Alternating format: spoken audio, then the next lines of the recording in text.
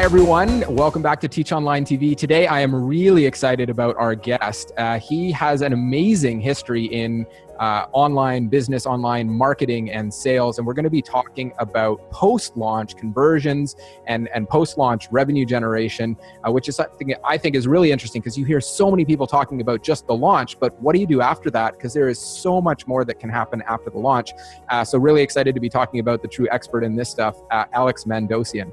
Now, if you do want to find out a little bit more about Alex, we'll talk about some ways during the show today, but accessinfluence.com is that the best way to get a hold of you, Alex, to start with? Or, marketingonline.com. Marketingonline.com. Excellent. So great place to start. And then a few other things about Alex. I'm sure you can fill us in a little bit on your story from your point of view, but I'm just blown away that I get to interview you today. He's been recognized as kind of the Warren Buffett of the internet because of his ability to make money for his students and joint venture partners. And he's even shared the stage with the likes of Richard Branson and even the Dalai Lama and a variety of others of that sort of high level of speaking ability. So pretty amazed that I get to chat with you here today and excited about it.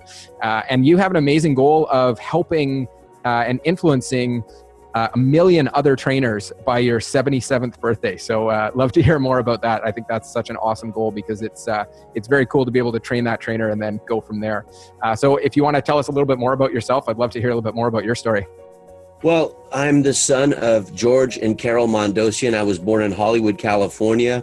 And at this time in 2016, I am 52 years old. And I've been online since 1995, sent my first email in the year 2000. And if someone asks me, what do you do? I would respond by saying I'm a marketing therapist. My avatar is Coach Carl and Coach Carla.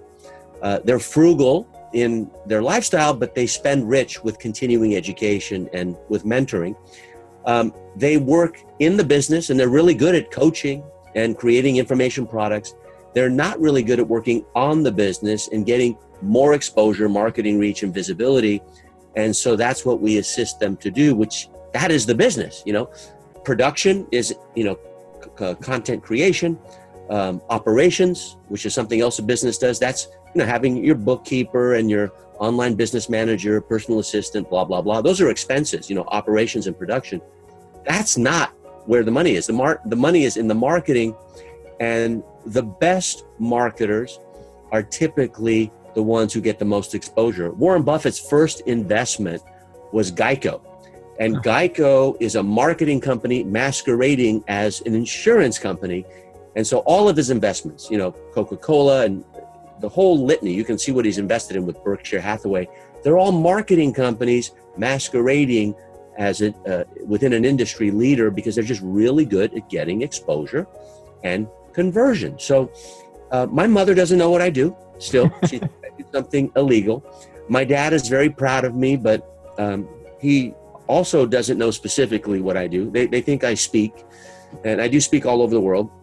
But I've never lost sight that I'm their son, and there's always someone, better than me. And my goal is to teach my students and clients to get more exposure than me, to get more influence, to be more persuasive, to have more thought leadership. And I'll say that on stage, Greg. And what happens is it's so annoying when it actually happens. And I can drop some names. They're very, very, famous people. They've just gone right past me. I've gotten them on stage for the first time, or I helped with their launch for the first time, or consulted them, and wham, and they acknowledge me, and that's cool. But I think that's the true purpose of a teacher. They call it mentor in Greece, they call it coach in America, lama in Tibet, they call it guru in India, sensei in Japan, guide in England, tutor in France. I call it mentor because I like the whole Greek tradition and Socrates and the ask method. So whatever you call it, it's just guiding someone to convert more suspects to prospects to buyers and then multi-buyers so that you can do more work with folks and have a bigger impact. And my lifetime goal with Jack Canfield, whom is to train or influence training 1 million other trainers. doesn't mean that we're going to train them directly. It's training them to train. So I really do three things well. If you ask me, I'd say I know how to create curriculum. I know how to deliver curriculum, hopefully. And then I teach others to do the same thing, right? And in the process, we consult coaches who need to work on their business and do it with not just technology like you have, which is, by the way, awesome. So simple, so, affordable. I'm not stroking your ego. It's true. I stumbled upon it with my general manager and partner, Sandra, and she uses it. And what ended up happening is this interview came about, as you would say, as a result of just two minds meeting and without even being on your platform. So really, this is our first physical meeting together. And in my experience, an interview, you can generate more rapport with a new friend than, let's say, a 15-minute meeting at an event and meeting them again and again, event after event, just because there's not enough time to build, a meaningful relationship and learn enough about them. So that's really, my background and, how I'm wired. Excellent. Great. And then, so why the focus specifically on conversion? And what is it that you're really focused on? Because conversion, we talk about about conversion rate optimization and, calls to actions and specific things on the website. But I think you have kind of a different slant in how you look at it, which is great. Yeah, there's an origin story or a genesis story of how this came about. I have a friend who's no longer living. He called it a core story and partnered with Tony Robbins for many years. But my story starts in 1989. I am dead broke. Mm-hmm. I'm not in a 400 square foot apartment washing my dishes in the bathtub, but I am on a park bench. And I just lost $242,000 US. And the majority of it wasn't mine. It was given to me by my grandparents. It was lent to me by both parents. And it was for a frozen yogurt and bakery franchise, a store in Long Beach, California. And within 18 months, I was watching all my equipment being auctioned off by the SBA auctioneer, Small Business Administration, for about 17 cents on the dollar. And that's not a pity party story. That's because I was irresponsible. So I'm on a park bench. It's a MacArthur Park in Los Angeles, and it's en route to my mom's house because I'm moving home. My girlfriend kicked me out of the apartment. I wasn't fun to live with. And on the park bench, I learned everything I needed to learn about conversion. Now, I had no idea that this would be my story, but about 20 years later, I thought, wow, that's when the original seed was planted. And it was all about seeds. So, and on the park bench, I have my red Volkswagen Jetta parked, on the curb. Can't even afford gas, right? Just totally guilty, shamed. I didn't want to go to Thanksgiving dinner because all the relatives are going, how could you do this to your grandparents? I'm Armenian descent, so guilt is part of the lineage, with the Italian Jews, the Armenians, guilt is part of the whole, concept. Shame too, right? So I watched, on the park bench, I was watching, totally depressed, watching this heavy set woman at the park. It was summer, so it was very comfortable. I'd love to say it was snowing and I was, freezing, but it was comfortable. It was Los Angeles. And she put a nickel in this little vending machine that had birdseed in it. And she wanted to feed the pigeons. There were a bunch of pigeons, just walking around. And, pigeons are supposed to be not so smart, but they're smart enough to get the bait. And in this case, let's call it a lead magnet, right? Yep. So she was walking towards the pigeons with the seeds in her hand.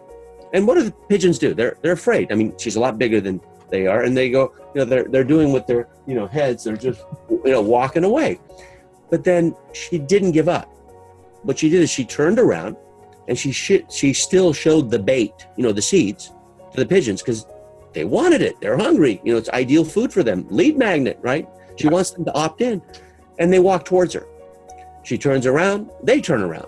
She turns around again, they turn around. And slowly but surely, the distance gets less and less until she got down on one knee. And again, she was heavy set like my mom. And so it looked like it was uncomfortable, but she wanted that beak to hand relationship. And sure enough, a pigeon came and just kind of, pecked at her palm.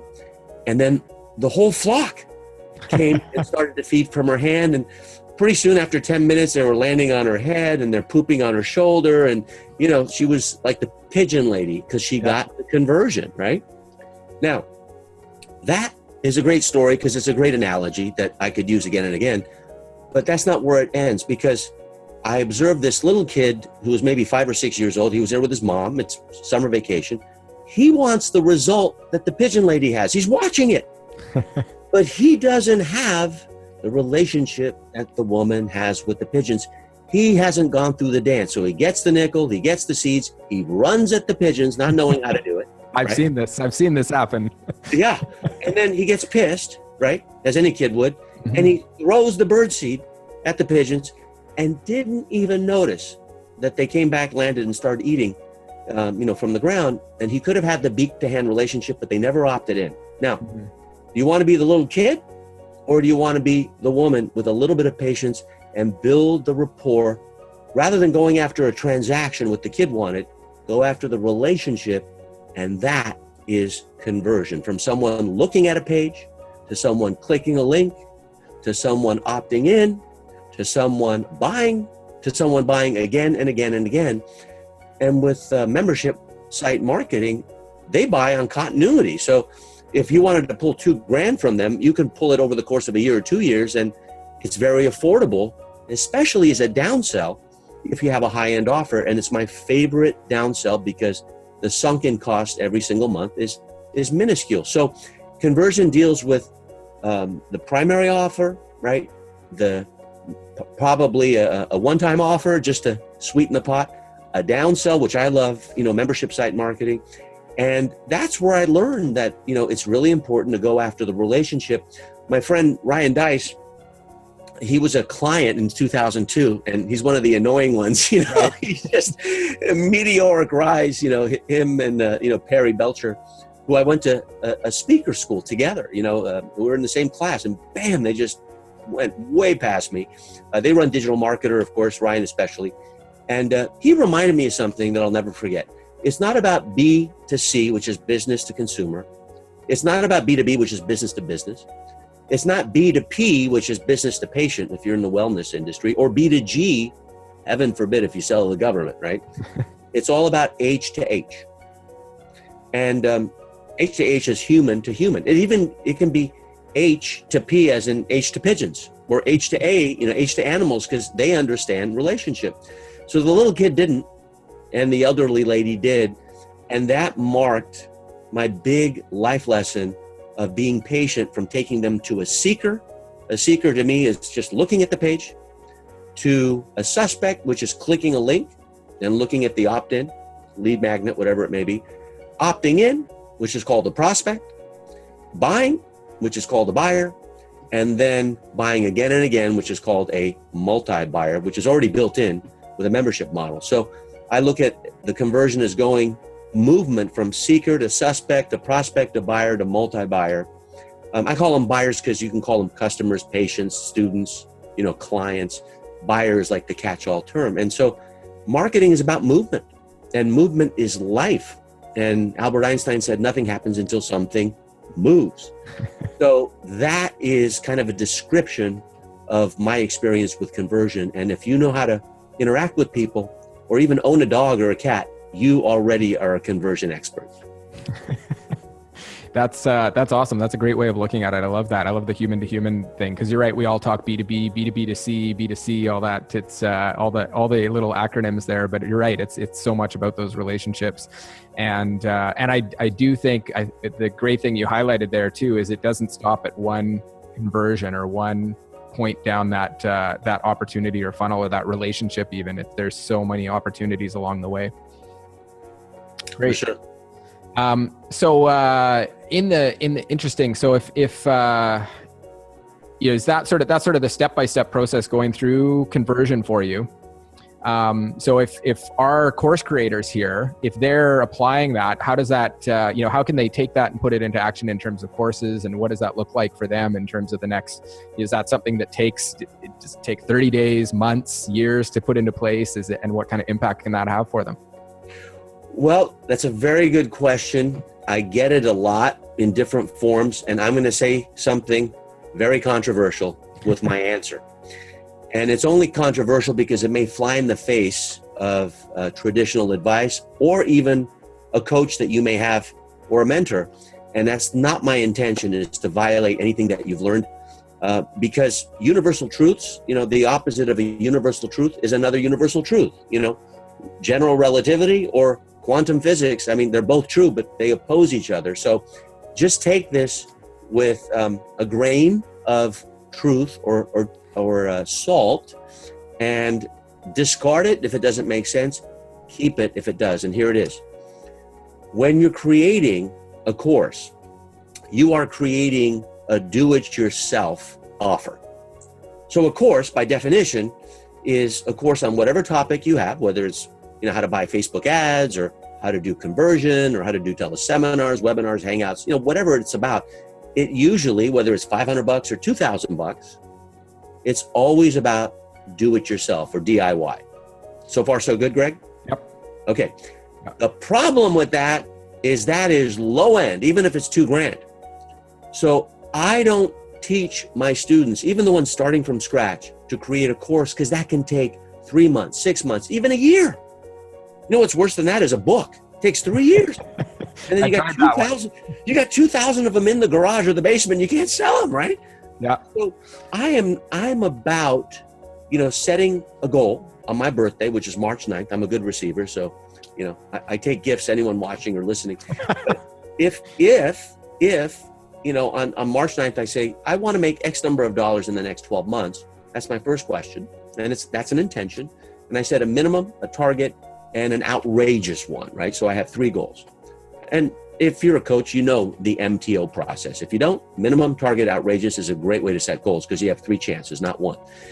And then what I do is I ask a question that I don't know anyone else who asks other than the mentor who taught me, is I say, okay, what's the least amount of work I got to do to get there?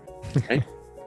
And the least amount of work is going after high-end clients first, then lower end, which is middle range, and then low end, which to me is a how-to course from $500 to $2,000. So if I sell high end, and I'll tell you what my high end is, and it may be shocking, it may be not, $100,000 prepaid, $60,000 prepaid, right? That's high end to me, right?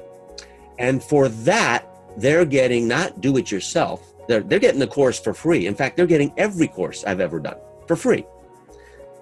But I'm doing it for them. I'm having my team do all the stuff for them, whatever it is they're coming on board with, whether it's getting exposure or it's learning the conversion game. It just depends where they are in their business hero's journey. And they come in and they know that there's no guarantee either. And when they say, hey, what's the guarantee on 100K? I say, I'm glad you asked. You will never see the 100K again. That's my guarantee. Not that 100, hopefully other hundreds. Yeah. But if you sell on return on investment, when it doesn't happen, they get pissed at you, right? Right. Yeah. So I sell based on COI, not ROI. COI is cost of inaction. So what are you losing? You probably spent 300K, on doing the wrong thing over the past 10 years. So spend your 100K and you got me, and we'll make sure we do it for you. So that's the highest end. And then the mid-range for me is 12,000 to 30,000, and that's called DWI, or done with you, right? And this is the element of an irresistible offer. You have 3 things that you're offering, like good, better, best, right? Yep. And you always start with the best, right? Then the better, then the good. If you go the other way, it doesn't work as easily. My friend Robert Cialdini taught me that. He wrote the book Influence about 30 years ago, and it's called The Law of Contrast. It works. And so the middle range is called done with you. And since you have so many coaches, that's what done with you is. You're coaching. You're not really consulting. You're not giving answers, although some coaches do. You are asking questions Socratically so that your clients or students get the answers, and through self-discovery, right? That's the essence, and that's how I know coaching. And then at the lowest end, of course, is do it yourself. So do it yourself is information product, 500 to 2K, right? How-to course. It can be in a membership site like I do, or it can be just standalone. And then for me, done with you as coaching, $12,000 to $30,000. The 12, I don't do the coaching. One of my certified coaches do. 30K, I do. Mm-hmm. And then the done for you is 60 and 100. They get the coaching for free, which is 30K. And they get all the how-to courses, which, I have 2,000 hours of training. So it's just like vomiting all over them, on all my courses. Now, here's what's controversial. If you're just starting out, sell the intention, enroll the intention of what your high end is, and expect a no. Now, if they say yes, then you will be highly motivated to come up with something that's $60,000. You can hire me as a consultant, and I'll tell you what to offer them. Anyone could give value for 60K. Anyone watching or listening to this. So sell the high end, expect the no. Sell the mid range, expect the no. So high, downsell, right? And then the third downsell is, well, here's a how-to course. And if you get a no from them for that, then offer them the membership site so they have a sunken cost of, under $100 a month in most cases. And they're growing the relationship of going through the dance like those pigeons. The reason it's controversial is because people usually start low end and they want to start their funnel with all that shit and all that stuff. Yeah. All right. Sorry about that. No, it's okay. It's not I had my mind on pigeons. Yeah. I don't drop the F-bomb ever like Tony Robbins or other people. I just say focus. My kids go, Dad, what the focus are you talking about? And we know what we're talking about, right? Good. I might borrow that one. Yeah, it's a good one. It's a good one. Like, Dad, you're so focused. I hate that about you, right? It's super cool. So if you start with your how-to product, man, you're bending over backwards, and then you don't know how to expose it. But if you sell high-end and someone happens to say yes, like they did with me, you take that money and now you can buy media and you can buy customers. For me, the best marketing doesn't win. The marketer who can spend the most money to buy customers wins, like Jeff Bezos of Amazon and like Apple, right? So that's the way I look at the world. And yes, it's controversial, but I'd rather have $10,000 clients, 2 of them a month, and have 2 out of 100 people say yes, 98% rejection, but make 20K, versus going after $100 clients, and even at a 50% conversion, which if anyone gets that, I want you to teach me. I can't get that. That's $5,000, 50 out of 100. So $20,000 for $10,000 times 2 versus $5,000 for 50% conversion. Man, I'll take that 20K with 98% rejection. What do you offer for 10K? It's super easy once you've gotten the commitment. And what gets in the way, Greg, is self-image and the 6 inches. Some people 8 inches, some people 4, between the ears. Yeah. Depends how big your head is, right? And the bottom line is, if your self-image or your self-discovery has told you you're only worth 25K, like I thought, then I hired someone else, a friend of mine, to sell 100K. And when he got the first one, I go, holy cow. What did you sell? He said, what you wrote down. I said, okay, I'm going to come up with it. And so I just kind of took them to the bar, like in a restaurant that's full. I just kind of, had them, review stuff and take assessments and stuff like that. And I was secretly, building this thing. And now, I have 900K clients, 660K clients, over a dozen 30K clients. That's all I can handle. Mm-hmm. And I'm giving the high-end clients to other people I've trained and certified. So great problem to have. Yeah. I don't want to come across as like I'm bragging about the high end, but you got to dip your toe in the water. I don't like doing a how-to course first. That's do it yourself. Give all that stuff for free with the coaching if they say yes to the high end. And even if they say no, and no, they can say yes to a membership site. So that's my crusade on your first show. Great. Wow. That's excellent. Yeah. And I'm sure a lot of people would be very happy with those yeses at that high end. And I think you're totally right. If you don't shoot for it or ask for it, it never happens. And I know even personally, I haven't gone that high with any of my offerings, but every time I've moved the price points up and gone for higher price points, I've been surprised at the adoption. I've even found that my conversion, you're talking about, 50% on the low end, 22, which is, you're right, hard to hit or impossible. And then 2% on that high end. I've actually found as I move my price point up, I get a higher conversion rate. just because there's that perception of value that I actually get more people buying at the higher price point. Well, you want me to give you my opinion of what the single biggest mistake online marketers make? Discounting? You ready? Yeah. Okay. I run marketingonline.com. I couldn't get onlinemarketing.com, which is better for Google, but I got marketing online, which is pretty good. Yep. And so I've seen a lot. I've made more mistakes probably than people who are listening. I know what is by getting rid of what isn't.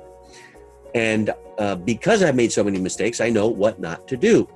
Now, coming from a direct mail, M-A-I-L, business and background, and the infomercial business back in the early 90s, I was very accountable. Like, the direct mail is the most accountable business on earth because you have to, track what's coming in. And my expertise was in postcards, and my first course online was marketing with postcards in 2001.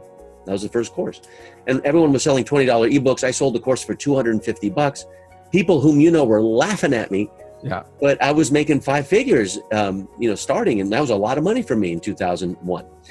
So what I believe that is a huge mistake for online marketers is because of the seduction and the pull that email is free, they just blast their list and they don't segment it.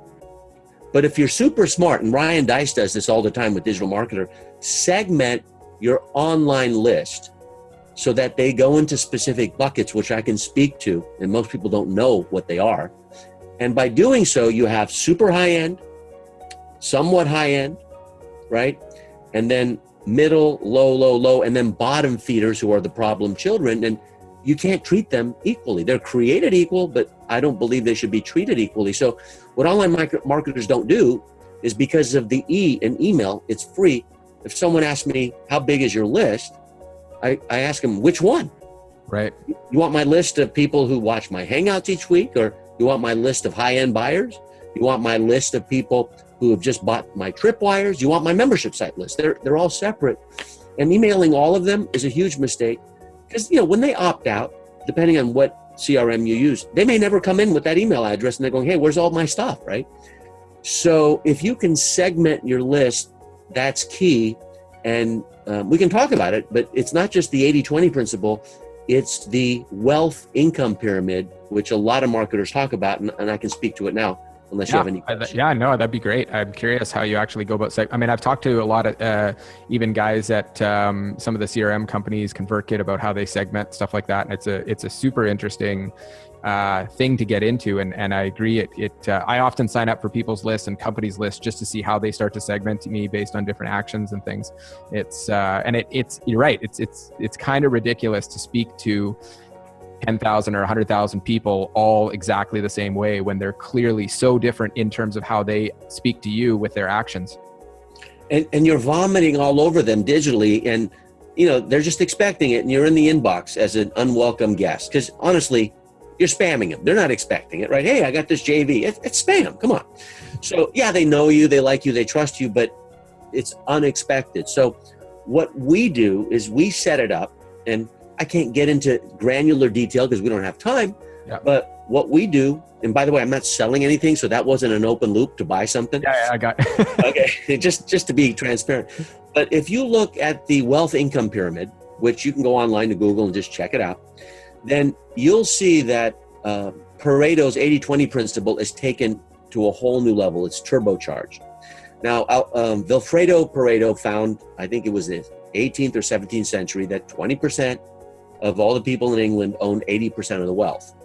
Now, these days in the world, 5% of the people own 80% of the wealth, right? So it's really skewed. But he realized that, okay, that means of all the roads you take 20% of the roads 80% of the time.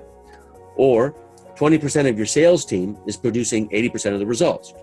Or 20% of your clothes you wear 80% of the time. 20% of your relatives you see 80% of the time. So there's this 80-20, and it's not always 80-20, 70-30, 5-95, whatever. But not all people should be treated universally the same. So that's the mistake. So how do you segment them? Here's how I do it.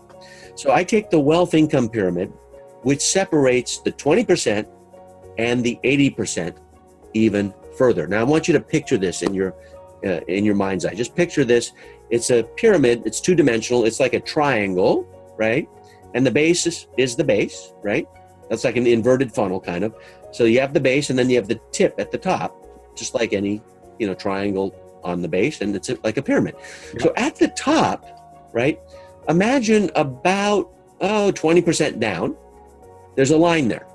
So above the line, that's 20%. Those are the people who you want to go after. And below the line, that's 80%. Those are the people who are only bringing 20% of all the income that you're looking for, and engagement and everything else. By the way, the people below that line are also your biggest problem children, and they're not funding their problems. I don't mind high-end clients being problem children. They already paid for it, right? Yep. So now at the top, I want you to imagine it being segmented in the following way.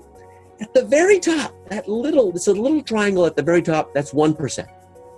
And then a little further down is 4%. And then the balance is 15%. So within that 20%, you have 1, 4, and 15. Now let's analyze what this is. It's super simple. You don't have to be a mathematician. That 1% is the 20% of the 20% of the 20%. And that for me is like a $250,000 client. And mathematically, they are on your list. If you have 1,000 people, there's 10 of them who would be willing to do it if you just knew what to say to them, which I'll get to. Then the 4%, those guys are high-end clients. Those are my 100K clients, 60K clients. And they are the 20% of the 20%, because that's what 4% is. And then underneath that is the bottom of the 20, which is called the 15%. And I have found that those folks do coaching. They want more access to you. They're willing to spend 10 grand or 15 grand, but they're not really at the very, very top, right? Now, underneath that, the 80% that's left, you separate that into 60, and then the bottom is 20. And people make fun of it. They call it the bottom feeders, right? I honor people. Here's the deal. When you started, your father released you, your mother received you. 40 weeks later, you came out, hopefully head first. Otherwise, your mom would remember you. And you won the ovarian, lottery, right? You beat out over 250 million other competitors. You got in, right? And unless you have a twin, you're the only one. And people are born strong and they learn to get weak. So I believe everyone's created equal, my personal belief. But everyone should never be treated equally. You can't treat the bottom 20% the same way you treat the top 1%. You can't give them the same time and the same help desk, support and all that kind of stuff. No way. It just doesn't work. If you do, you'll be broke. So the best business people deliberately treat different people differently, and usually it's based on income. And what most marketers do who fail, I believe, is they don't spend the most money on that top 20. What they do, if they have an event or something, they go, oh, those guys are hip pocket clients, right? So I'll go after them last. Let me spend all my money on the bottom 80%. I go, dude, that's what we say here in the US, right? Dude, man or woman, doesn't matter. I'm going to FedEx those top 1-4% people to get them into the event first. Make sure everyone knows they're coming. I'm going to spend $20 each just to get them in because they funded it. And then I'll spend less money on the other folks because they haven't earned it yet. And I learned that from my mom. She used to serve, we lived in a 1,200 square foot home in Pasadena, California, right by Caltech. And we didn't have a lot of money, but she would serve us filet mignon when we had, steak, meat eater. So if you're a vegetarian, sorry. So, and she would serve hamburger when our neighbors came over, right? When I went over to the neighbor's house, they would serve filet mignon just to impress us, right? And then family got hamburger, right? Huh. So feed your family filet or the best vegetables or tofu you can think of, right? And let the strangers, the suspects, prospects, first-time buyers, don't give them all your attention, effort, energy, and money, because that's how you go broke. So the theme is, everyone's created equal, but you must never treat everyone equally. Does that make sense? Totally. And it's funny though, because it's harder than you think to apply, because the bottom 20, as you put it, are usually the ones who come asking the most. and they come and they're the ones, it's the squeaky wheel that screams the loudest. And that's often the one that we end up addressing. I think unintentionally we end up going after or responding to spending time with the one that screamed the loudest. And usually that's also the one that isn't as interested in actually, contributing to your business or paying or working with you as much. There's a reason why they ask the most, and it's not their fault. It's because they're broke. So they can't buy the stuff you're selling. So the only way they can engage with you is ask questions or complain, right? So that's why they end up being like the haters or the complainers. It's not their fault. They're in dire straits, and you have to understand when they're coming at you, it's not your fault unless your stuff isn't any good. They're complaining because it's the only way they can access you to make a big splash with the rest of your list on Facebook or whatever else that they do. So expect it, not if it happens, when it happens, how do you deal with it? And we deal with it with autoresponders and frequently asked questions, that's it. Yep. Yeah, we've probably done a lot. I mean, here we definitely spend a lot of time with everyone at all levels of our customer or potential customer base.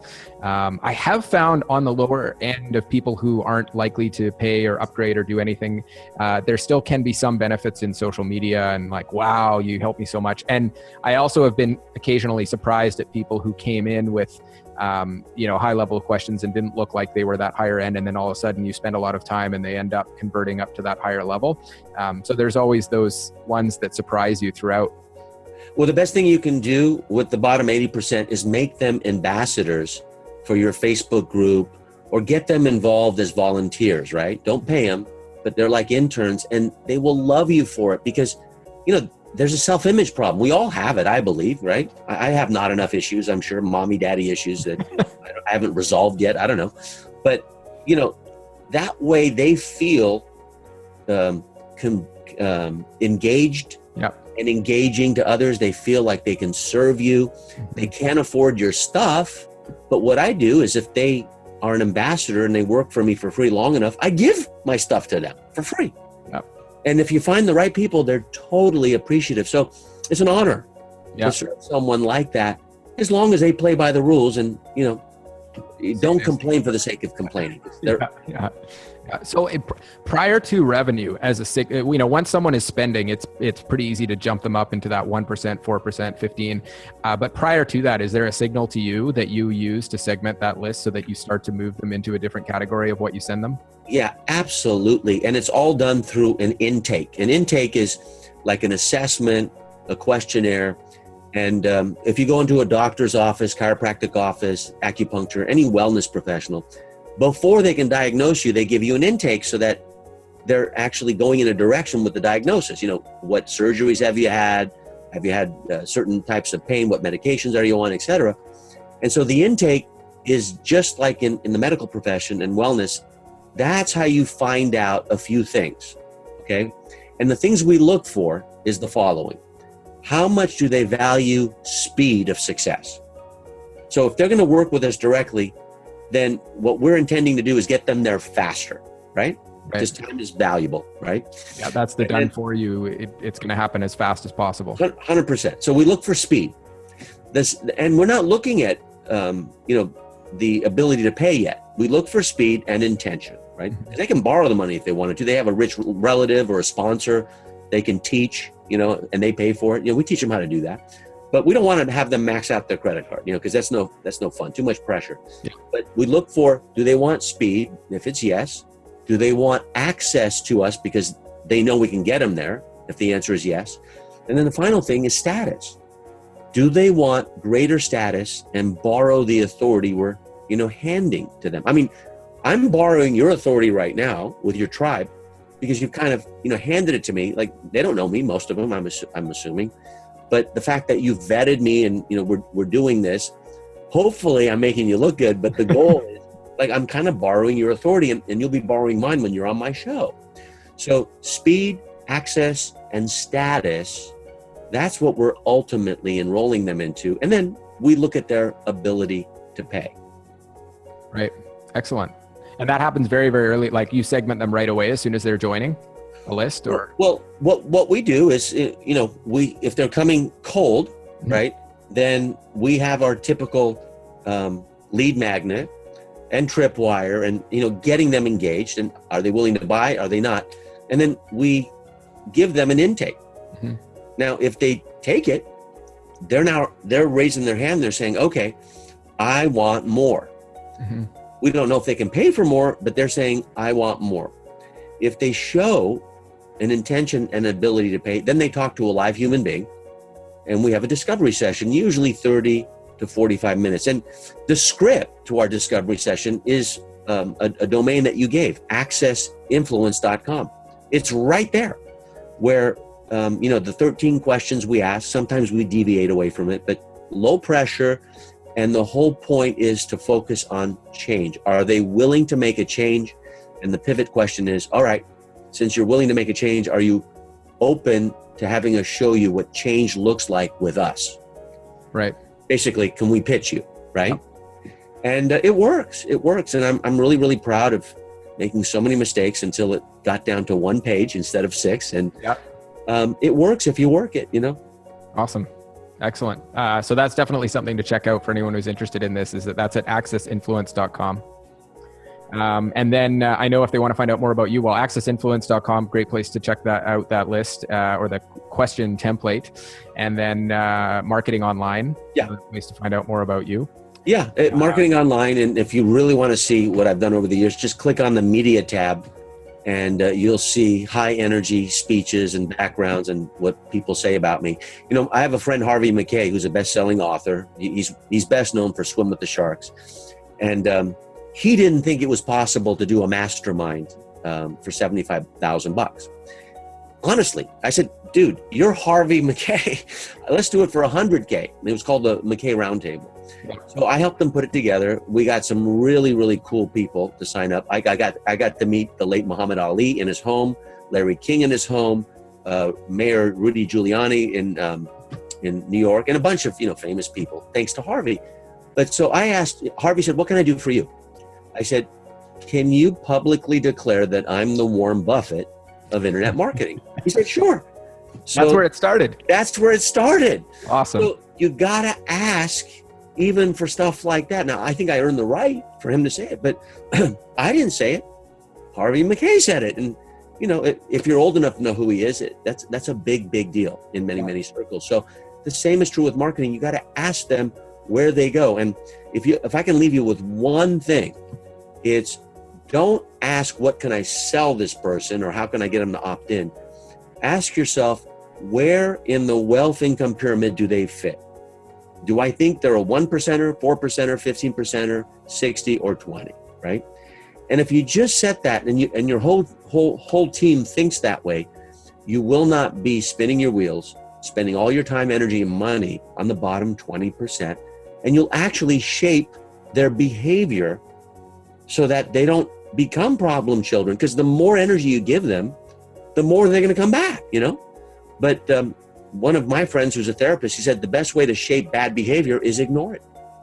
So I do that with my kids. And I was going to say, that sounds like a parenting tactic. It is. It is. It doesn't work with a spouse. I got divorced, right? But it does work with kids. And the best way to shape positive behavior is to acknowledge it. So wait for the problem child in your database to do something good and say, that's awesome, man. You want to be an ambassador for a week, on our Facebook group?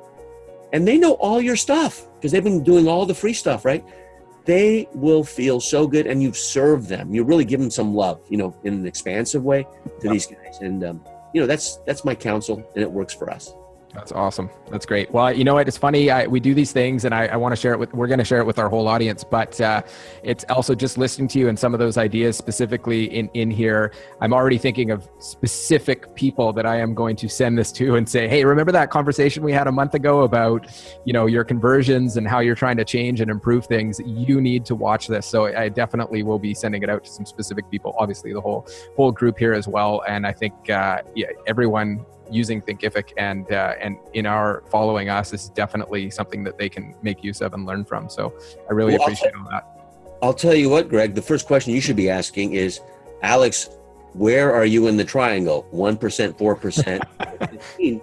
And I think I'm somewhere in the 1 or the 4% if you made an irresistible offer that made sense, whether that's a JV or it's actually me being a client of yours. So that you can go that far with it, Yep. So All right. that's something for you to think about. Okay, Alex, where are you? Yeah, no, that's great. We'll figure that out. That's good. Yeah, I think I'm 4% for sure. 1% over time, maybe. We'll see. Awesome. Yeah, we gotta build the relationship. I don't want to charge you like the little kid and throw throw seeds at you. Have the pigeons fly away. Yeah. Excellent. Awesome. Anything else you want to share? Well, the most important thing is focus more energy on working on your business than working in it. And if you can build some prime time into your day with a countdown timer and just focus on working on the business and get good at that, then you'll serve a lot more people and not just the people that are coming in through JV or referrals. There's so many other media sources. So focus on working on the business and put less time in the business, because that comes naturally anyway. And I think your future will be bigger and brighter because you'll find ways and you'll be guided to working on the business strategies like we've talked about in this interview. Great. I appreciate that. That's awesome. Great. Yeah. So again, if you want to grab that question template, which I'm checking out myself, it's at accessinfluence.com, and then more on Alex at marketingonline.com. Thank you, Alex. I really appreciate it. That was amazing. Thank you for having me. Thanks.